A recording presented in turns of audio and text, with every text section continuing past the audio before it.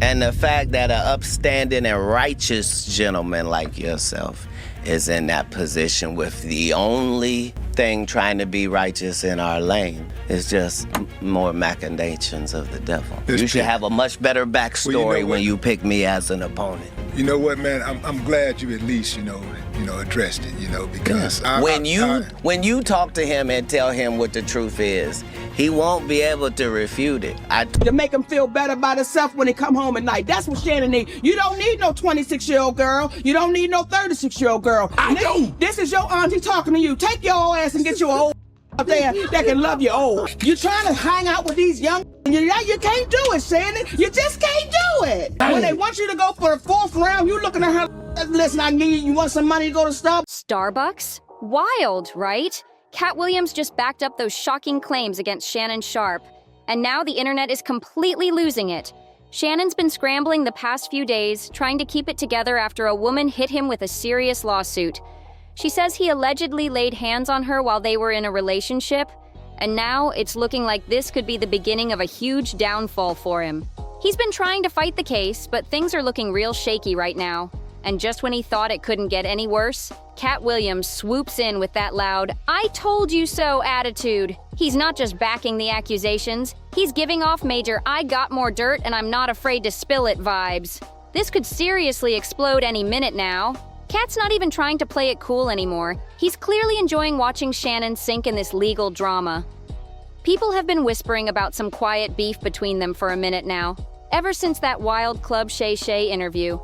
And now, it's boiling over. Whatever went down between Katt and Shannon, it's clear Katt's holding on to something juicy, and he's more than ready to stir up the mess. And Katt's not even trying to keep it low anymore. What's crazy is that their interview together actually broke records. It was the most watched video podcast on YouTube. You'd think with numbers like that, they'd be tight, right? Nope. That couldn't be further from the truth, which makes Katt's current reaction make a whole lot more sense.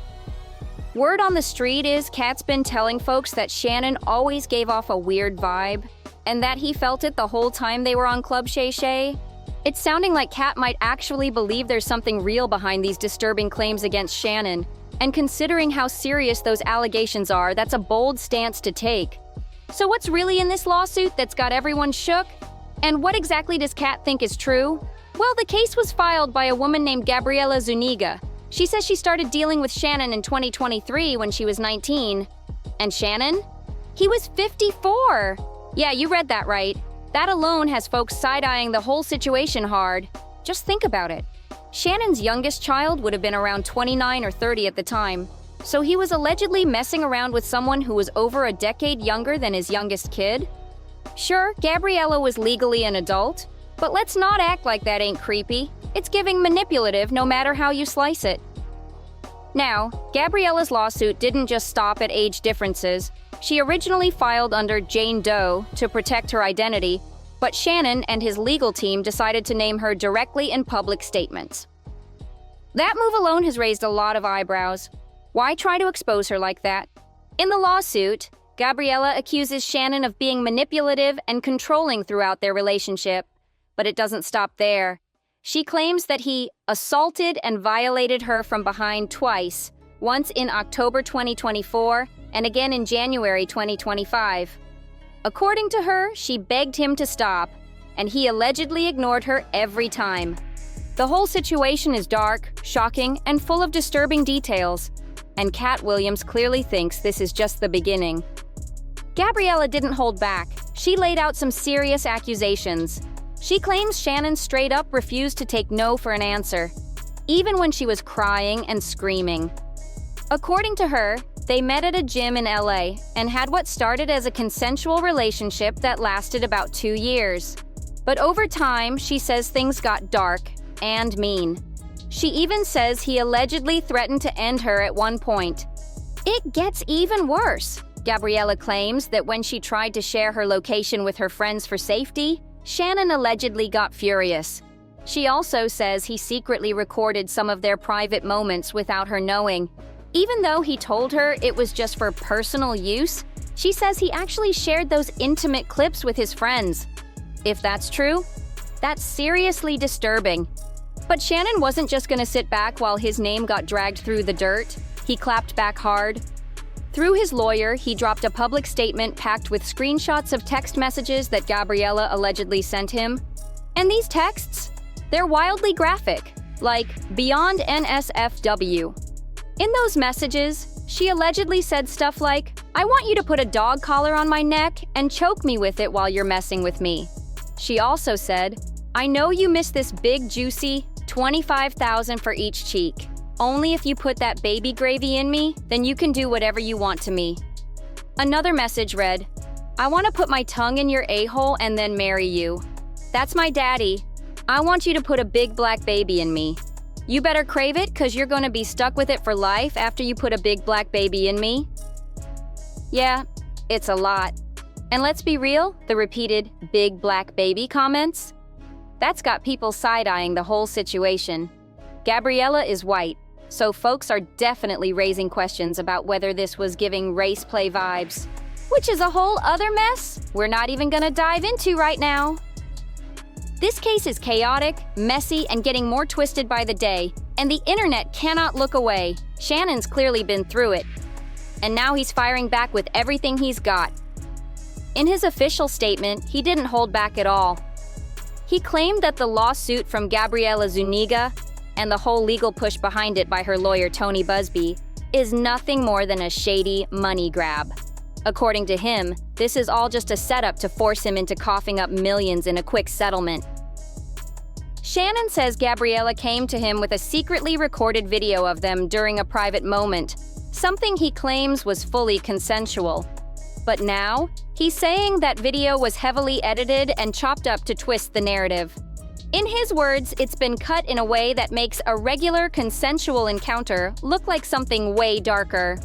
His statement kept going, saying the evidence shows this was a real adult relationship, one that included role play, explicit language, and fantasy stuff that Gabriella specifically asked for. Shannon's team is accusing her of twisting the story, using that edited footage out of context, especially when compared to her earlier text messages, which were already way over the top. According to him, this is a straight-up blackmail attempt. He flat out denies any kind of coercion or abuse, and especially shuts down the claim of assault. He called it a gross lie and says there's no way he's going to give in to what he sees as a brutal extortion play. Shannon says he's standing on the truth, and he's more than ready to fight all of this in court. But it didn't stop there. Shannon also jumped online and posted a video of his own, doubling down on the blackmail claims. He even pointed the finger directly at Tony Busby. Yes, that Tony Busby, the same lawyer who filed that infamous lawsuit against Jay-Z. Shannon claims Busby threatened to release an audio clip designed to make him look terrible. And of course, Shannon says that recording was ripped completely out of context. This thing is turning into a heavyweight legal brawl, and the drama just keeps stacking higher. Shannon also dropped a major claim, saying Gabriella and her lawyer, Tony Busby, were demanding a jaw-dropping $50 million in the lawsuit. But that's when things really got heated. Tony Busby finally fired back, and he came with receipts. He claimed that it was actually Shannon who tried to quietly settle the whole thing before it ever hit the public eye. According to Busby, Shannon allegedly offered Gabriella $10 million during mediation to keep her from filing the lawsuit. Busby laid it all out in a statement, saying that back in early February, his office reached out to Shannon on behalf of Jane Doe to talk about a possible sit-down. From there, multiple conversations took place, and eventually, it led to an official mediation. During that process, which lasted over 6 weeks, Shannon was apparently working with a different legal team. Busby says that at the end of it, Shannon made a huge offer to try to settle the whole thing. But here's the twist. Gabriella turned it down. Even with that kind of money on the table, she decided to move forward with filing the lawsuit instead. That's when Busby claimed the texts Shannon released, the ones that were extremely graphic, were being used to distract from the real issue. He says every single message Shannon's team made public was sent before the alleged assault even happened. Busby wasn't done either. He went in even harder by releasing audio recordings that allegedly show Shannon making threats. In one of the clips, Shannon could be heard threatening to choke Gabriella. And in another recording, he made a super disturbing comment about a big black guy choking a small white woman, which has people reacting fast and fierce. At this point, this legal war is spiraling into something way deeper and way more intense than anyone expected. Phew, this situation is getting uglier by the second. After dropping that chilling audio, Tony Busby had more to say, and he did not hold back. He said, "The contents of this clip are certainly not playful. They're disturbing and dangerous." According to him, the audio makes it crystal clear how Shannon treated Jane Doe, and it was so bad she felt the need to flee Nevada and block all contact with him. Busby also doubled down on his $10 million claim, saying Shannon's team can't call the case baseless and admit that he offered millions to keep it out of court. In his words, on one hand, Mr. Sharpe and his lawyers say the case has no merit. On the other hand, they've now disclosed that he offered Jane Doe $10 million in writing not to file her lawsuit. He said it's a fact. Gabriella was offered the money, and she turned it down to pursue the lawsuit. Now Busby says Shannon's legal squad is trying to spin it all, accusing them of trying to discredit Gabriella and even dox her. And not only that, Busby claims Shannon's team is coming after him personally, but he made it clear he's not backing down. But Shannon's lawyer clapped right back. He painted Gabriella as money-hungry, saying this whole thing is about one thing: greed. Why? Because Shannon is allegedly about to land a $100 million deal tied to his Club Shay Shay podcast. Word is, now that his contract with Colin Cowherd's Volume Podcast Network is done, Shannon's about to ink a massive new agreement. And his legal team says Gabriella saw the dollar signs from a mile away.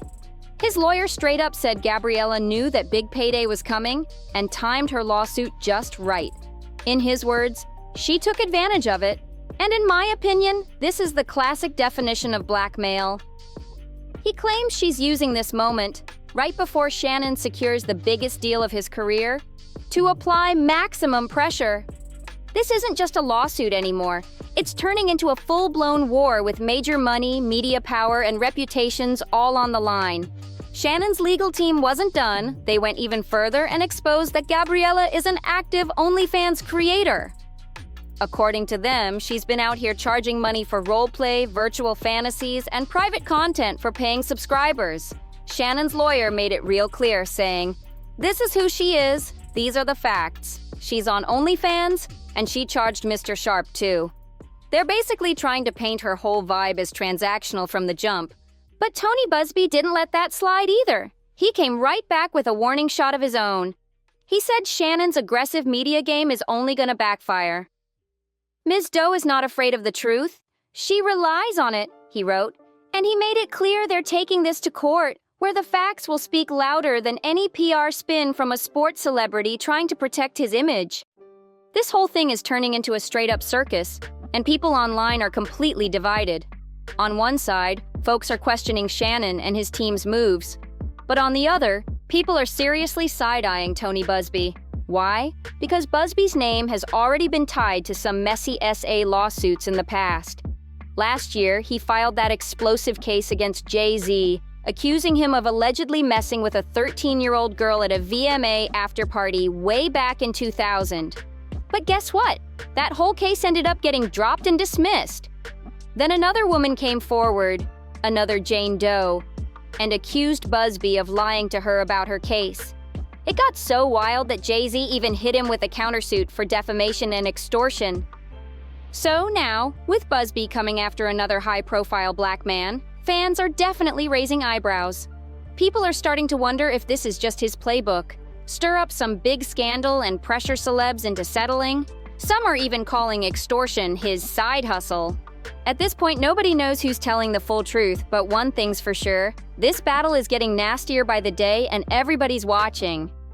Man, it just keeps getting worse for Shannon. But let's be real, some folks out there aren't too surprised, especially since Shannon's always had a rep for being extra wild in the bedroom. Now don't get it twisted. Being into freaky stuff is one thing, but what Gabriella's accusing him of? That's in a whole different category. Still, fans are buzzing, wondering if things might have crossed a line somewhere between kink and control. And while the public's divided over what to believe, You know who's allegedly having way too much fun watching this all play out?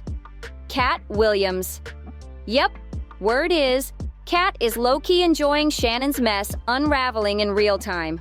And honestly, if you've been following their quiet tension, it ain't exactly shocking. The rumors of beef between Katt and Shannon have been bubbling for a while, and everything seemed to kick off after Katt's viral appearance on Club Shay Shay. That interview? Straight chaos from the moment it dropped. Katt didn't just spill tea, he dumped the whole pot. He took shots at multiple celebs, and it hit especially hard for Black entertainers, comedians in particular. A lot of them were not feeling it.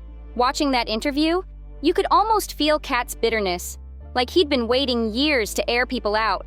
And he finally let loose with no filter, no warning, and no hesitation. It wasn't soft jabs either. He went full confessional mode, dragging folks left and right.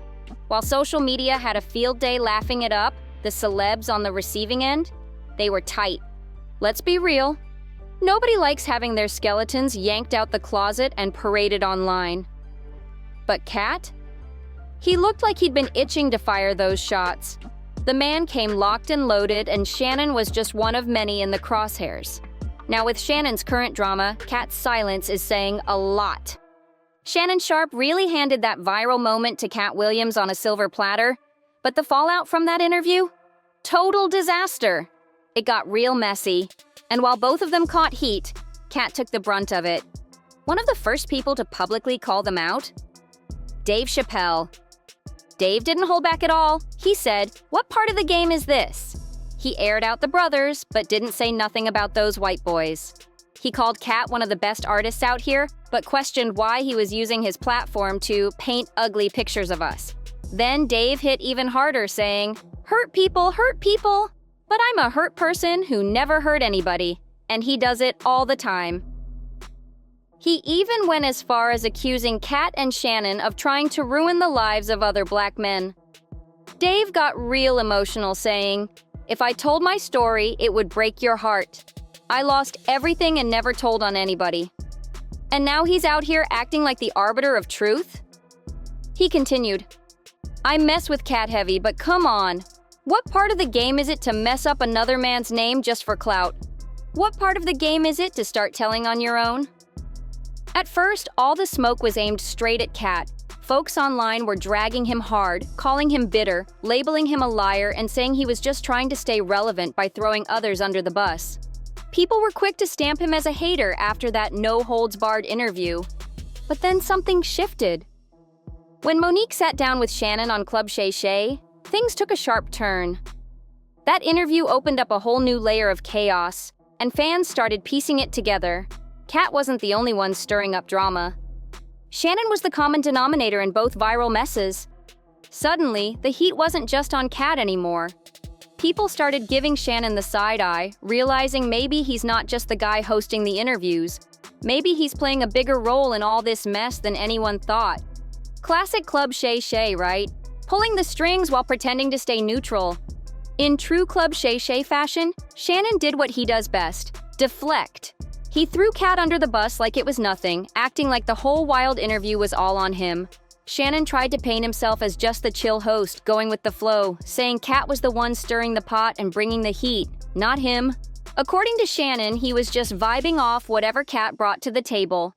He claimed he didn't push for drama, didn't pry for gossip, and definitely didn't force Katt to name names or spill tea.